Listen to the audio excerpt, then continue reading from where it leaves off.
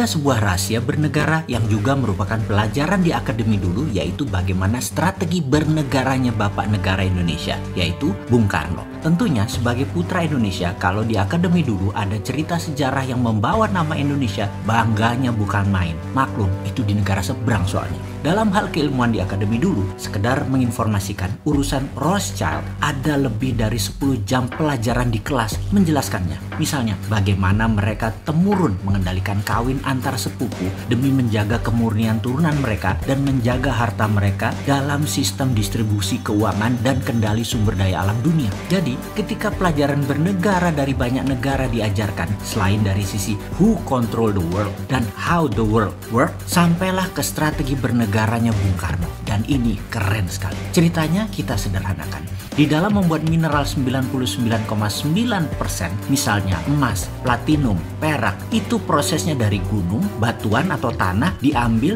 diproses tambang, dimasukkan smelter, di refining, jadilah metal murni. Metal murni dari mineral tambang. Proses membuat 1 kg emas dengan 1 ton emas ya sama saja mata rantainya. Disinilah kejeniusannya Bung Karno dimulai. Dia merasa mengapa harus menunggu mineral metal itu ada dulu baru kita manfaatkan sebagai alat jual beli metal atau alat tawar, dijadikan underlying terbitnya mata uang atau currency. Oleh Bung Karno apa yang dilakukan? Data di gunung, dihitung cost accountingnya, maka diperkirakan misalnya dengan kecepatan 10 tahun nantinya akan dapat 1000 ton emas misalnya. Maka ketimbang nunggu 1000 ton itu ada, rupiah di print saja senilai 1000 ton emas sekarang, di mana modal untuk membuat 1000 ton emas tersebut mulai dari mining proses hingga pemurnian refining katakanlah 30%-nya. Lah, gunungnya gunung sendiri ngapain dibayar? Karena itu harganya cuma 30%. Yang dibayar hanya proses tambang hingga pemurnian saja, karena itu dapatnya cuma 30%. Yang 70% uang cetak tadi untuk membangun proyek produktif. Dan proyek produktif seperti industri tidak harus di Indonesia, bisa di luar negeri. Proyek industri tadi adalah underlying lapis kedua selain emas dan hasil metal mineral tambang di Indonesia tadi. Dengan ide tadi, maka di tahun 1955 sebagai dasar undangan 50 negara hadir di Indonesia dalam konferensi Asia Afrika, dikatakan bahwa mereka atau kita bersama-sama akan membangun poros tengah negara non-blok, tidak miring ke Soviet, tidak miring ke NATO Amerika. Non-blok akan membangun kekuatan ekonomi dengan porosnya Indonesia dan akan membiayai banyak proyek industri di negara-negara non-blok. Apa yang terjadi? Benarlah hadir pemimpin revolusi dari setiap negara dalam undangan tadi. Tiongkok, India, Pakistan, Mesir, Korea Utara, Kuba, semua tokoh revolusioner semua mengharap dukungan Indonesia. Bayangkan ada Nehru, Gamal Abdul Nasser, Bhutto, Mao, dan tokoh legendaris dunia lainnya hadir di Bandung, kota kecil dari negara yang baru 10 tahun merdeka. Saat itu,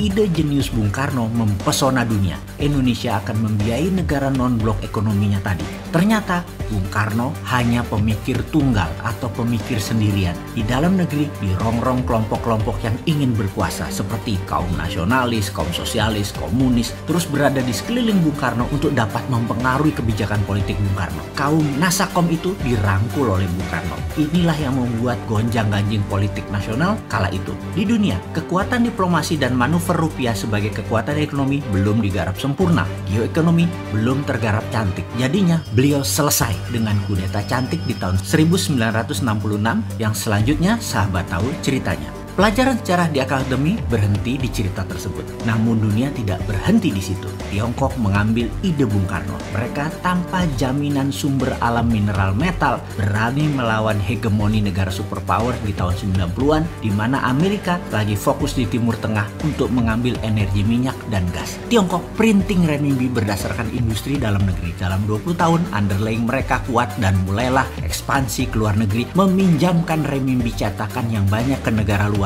dengan nama obor, One Belt, One Road. Lebih sempurna rencana Tiongkok bukan hanya meminjamkan renminbi, tetapi juga teknologi, peralatan permesinan, tenaga kerja, semua harus dari Tiongkok. Sempurna rencana mereka jauh lebih baik daripada rencana awal Bung Karno. Ide Bung Karno jenius, tapi anak cucu dan putra bangsa nggak paham akan geopolitiknya Bung Karno. Strateginya mudah dibaca waktu itu dan mudah dipatahkan karena Bung Karno sendirian. Sekarang, mengapa kita tidak sempurnakan lagi ide Bung Karno, ide Patih Gajah Mada, ide Tiongkok dengan menggunakan sumber daya alam dan rupiah? Beranikah kita melakukannya? Sekarang kita tidak boleh terjebak obor Tiongkok lagi dan permainan hutang serta bunga IMF Amerika. Kita harus bermain cantik di antara dua kekuatan. Dengan kekuatan mineral road, kita mengingatkan jangan miring ke Amerika, jangan miring ke Tiongkok. Saat ini kita miring ke salah satu sisi. Kita tidak netral lagi. Kita bisa dilihat menyalahi amanah undang-undang sebagai negara netral, negara bebas aktif. Dan informasi ini hanya mengingatkan, gunakan lebih dari satu hati di dalam mengelola negara. Hati-hati.